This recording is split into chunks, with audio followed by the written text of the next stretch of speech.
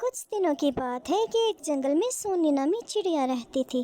اس کے پاس رہنے کے لیے کوئی ٹھکانہ نہ تھا اور نہ ہی کوئی کام تھا۔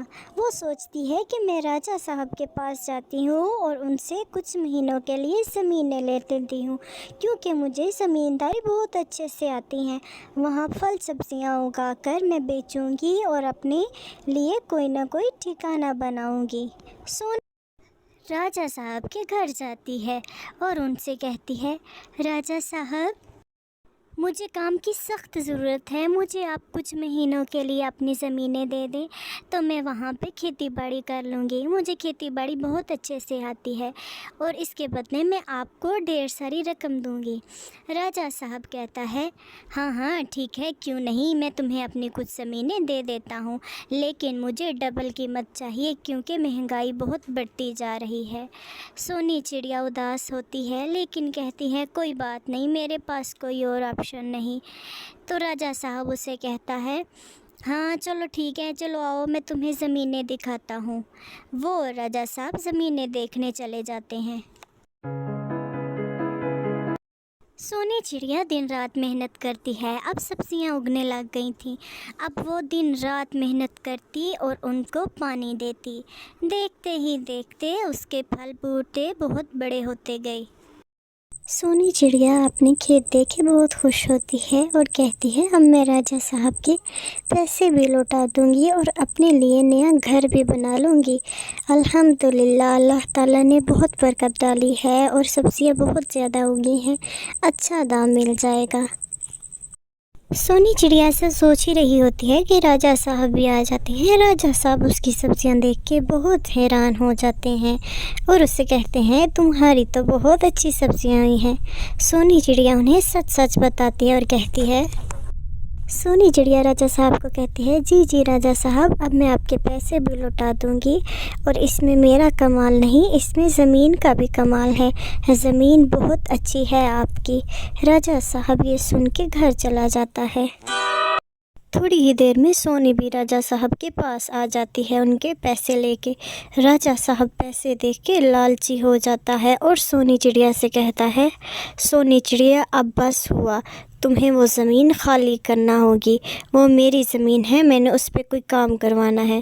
سونی چڑیا بہت پریشان ہو جاتی ہے اور راجا صاحب کو کہتی ہے، راجا صاحب ایسا کیوں ہے، آپ ایسا کیوں کہہ رہے ہیں، میں کہاں جاؤں گی، میں نے اتنی محنت کی ہے وہاں۔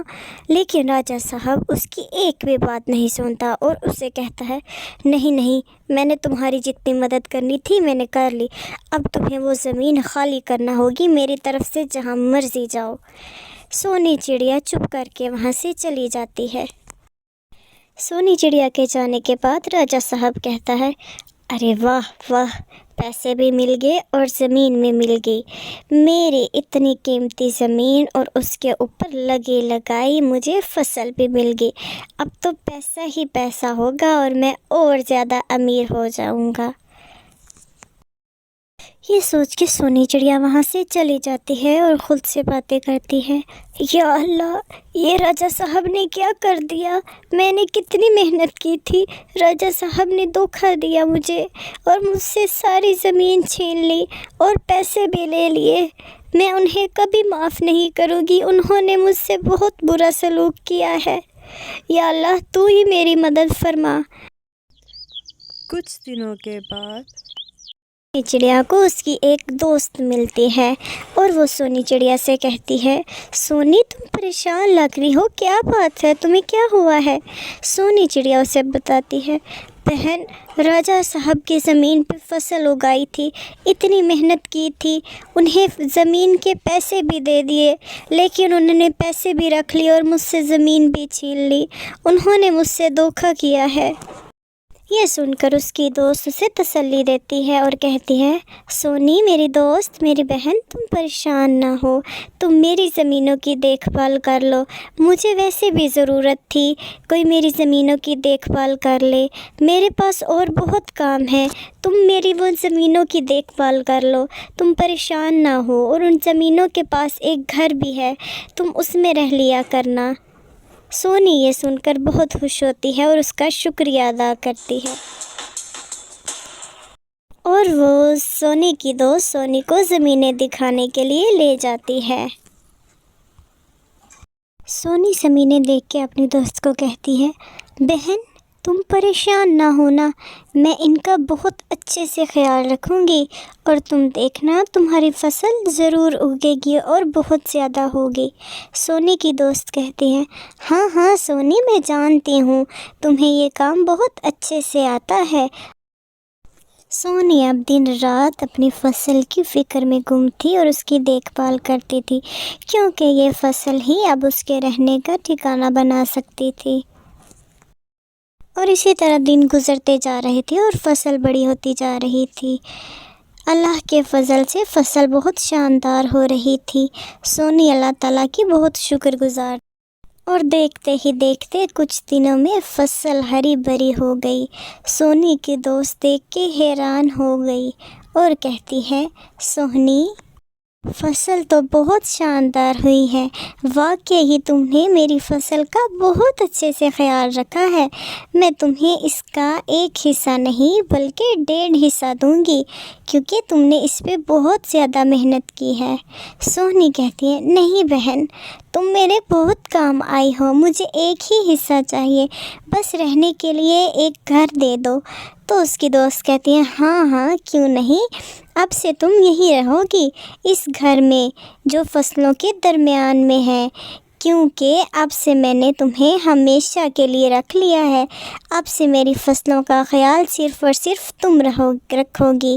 سونی کہتی ہے، بہت بہت شکریہ بہن، آپ کا بہت شکریہ، شکر ہے اللہ کا، اللہ تعالیٰ نے میرے لیے روزی کا وسیلہ بنایا۔ میں تو بہت پریشان تھی، اللہ تعالیٰ نے آپ کو میری مدد کے لیے بھیجا ہے۔ اس کی دوست کہتی، ہاں ہاں بالکل سونی بالکل، تم پریشان تھی تو اللہ تعالیٰ نے تمہاری پریشانی دور کرنے کے لیے مجھے بھیجا، اور میں پریشان تھی تو میری پریشانی دور کرنے کے لیے تمہیں بھیجا، ہم دونوں ایک دوسرے کا سہارا بنے۔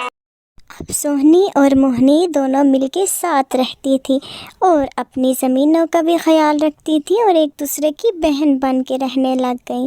وہ دونوں خوشی خوشی زندگی گزارنے لگ گئیں۔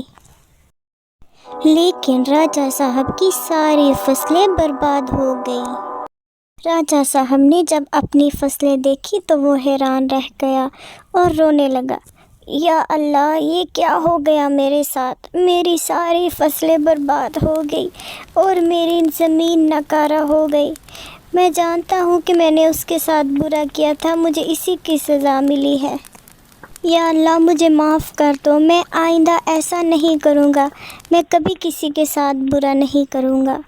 اس کہانی سے ہمیں یہ سبق ملتا ہے کہ ہمیں کبھی کسی کا برا نہیں کرنا چاہیے اور اس کو اس کا حق دینا چاہیے۔ Like, share and subscribe.